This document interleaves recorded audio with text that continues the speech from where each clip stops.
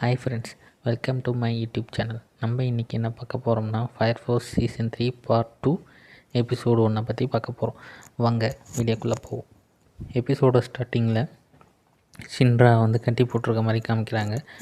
ஒரு டிவி ஓடுது, அதோட பேக்ட்ராப்பில் அதில் என்ன போட்டிருக்குன்னா 5th பில்லர் வந்துருச்சு அப்படின்ற மாதிரி டிவியில் நியூஸாக சொல்லிக்கிட்டு இருக்காங்க. உடனே அதே நேரத்தில் ஷின்ரா சைடில் பார்க்குறேன், மேலே பார்க்குறேன், நான் எங்கே இருக்கேன், என்னை யார் இப்படி கட்டி போட்டிருக்குது, நான் எங்கே இருக்கேன், என்ன சுற்றி சுற்றி பார்த்துக்கிட்டே இருக்கேன், நம்ம என்னன்னு தெரியல. உடனே அவங்க அவங்க டீமோட கேப்டன் உள்ளே வராரு.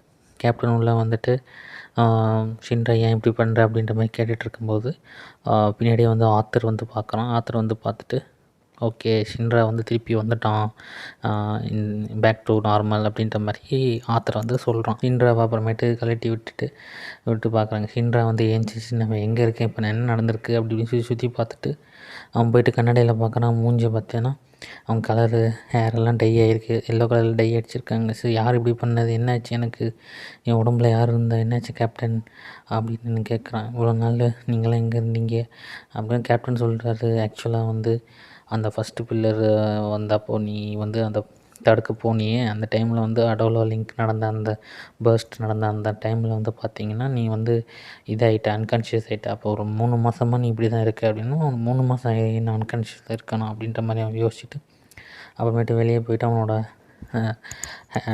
எல்லோ கலர் டை அடித்து அந்த ஹேரை கழுவிட்டுருக்கான். அதே டைமில் வல்கன் சொல்கிறாரு, உன்னோட டையை நீ இது பண்ணிக்கலாம், ஆனால் டேட்டூ ஒன்றும் பண்ண முடியாது, அது டேட்டூ அப்படியே தான் இருக்கும் கடைசி வரைக்கும் அப்படின்னு சொல்கிறான். ஐயோ, எங்கள் அம்மாவை கொடுத்த உடம்பை இப்படி பண்ணிட்டானே அப்படின்ற மாதிரி அவன் யோசிச்சுட்ருப்பான். ஆக்சுவலாக ஆத்தர் சொல்லுவான், நிறைய வாட்டி இவன் இவனுக்குள்ளே யாரோ இருக்காங்க, இவன் ஷின்ராவே கிடையாது அப்படின்ற மாதிரி. அப்போ டாக்டர் விக்டர் 3 மாதம் என்ன நடந்துச்சுன்னு உனக்கு ஞாபகம் இல்லையா, என்ன நடந்ததுன்னு உனக்கு எதுவுமே ஞாபகம் இல்லையா, எனக்கு எதுவும் ஞாபகம் இல்லை அப்படின்னு ஷின்ரா சொல்லுவான். அப்போ இந்த ஆத்தர் சொல்லுவான், நான் உன்னை பார்த்துனே கண்டுபிடிச்சிட்டேன், இது நீ கிடையாது, வேறு யாரோ, உனக்கு பதிலாக அந்த உடம்புல யாரோ இருக்காங்க, ஏன்னா அவங்க பண்ணுற ஆக்டிவிட்டிஸ் எதுவுமே சரி கிடையாது, ரொம்ப மோசமான ஆக்டிவிட்டி. உன்னை நம்ம ட்ரைனிங் பீரியடில் உன்னை என்னன்னு சொன்னாங்க, பேரண்ட் டெவில் கில்லர், அப்படி பேரண்ட் கில்லர் அப்படின்ற மாதிரி சொல்லுவாங்கள்ல, அந்த மாதிரி இருந்த நீ நடந்துக்கிட்ட, உன்னோட ஆக்டிவிட்டீஸ் எல்லாமே எல்லோரும் சொல்கிற மாதிரி ரொம்ப மோசமாக இருந்துச்சு, அதுதான் அப்படின்ற மாதிரி அவன் சொல்லுவான். நீ இப்படி தான் இருந்த அப்படின்ட்டு.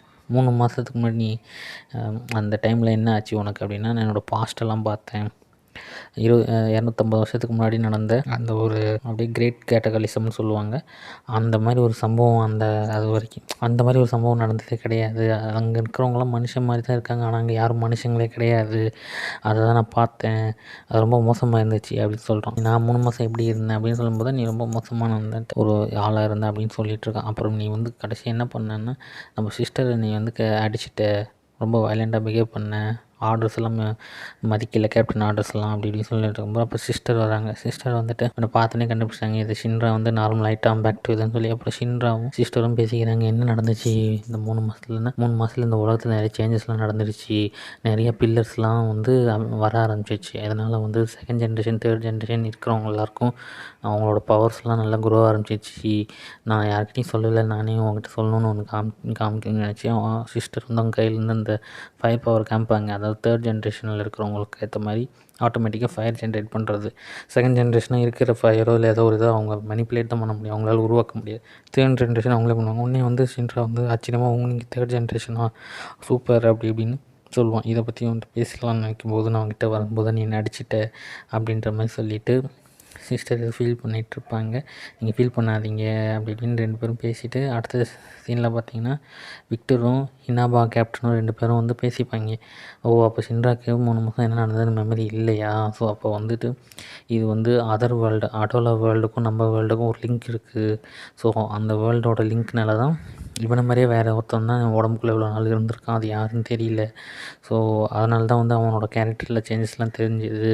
அதே டைமில் எல்லா அந்த பில்லர்ஸ்லாம் வர ஆரம்பித்தோடனே எல்லாரோட பவர்ஸும் க்ரோ ஆகுது. மொத்தமாக 8 பில்லர் வந்துச்சுன்னா என்ன ஆகும்னு தெரியலையே எங்கே இருக்கிறவங்களோட நிலமை அப்படின்னு சொல்லிட்டு இதை சொல்லிகிட்டே இருக்கும்போது ஷின்ரா வந்து கேப்டன்கிட்ட பேசுகிறேன், இத்தனை நாள் நீங்கள் எனக்கு சப்போர்ட்டாக இருந்ததுக்கு ரொம்ப நன்றி. நான் என்ன தான் அடமெண்ட்டாக எல்லாம் கேள்விப்பட்டேன், நான் 3 மாதமாக ரொம்ப மோசமாக இருந்தாலும் நீங்கள் எனக்காக சப்போர்ட் என் கூட இருந்தீங்களே, ரொம்ப நன்றின்னு சொல்லி அவங்க கேப்டனோட பேசிகிட்டு இருப்பான்.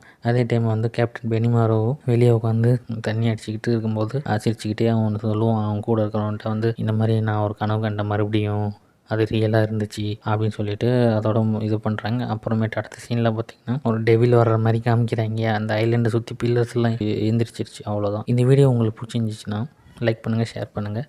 அடுத்த எபிசோடில் பார்ப்போம்.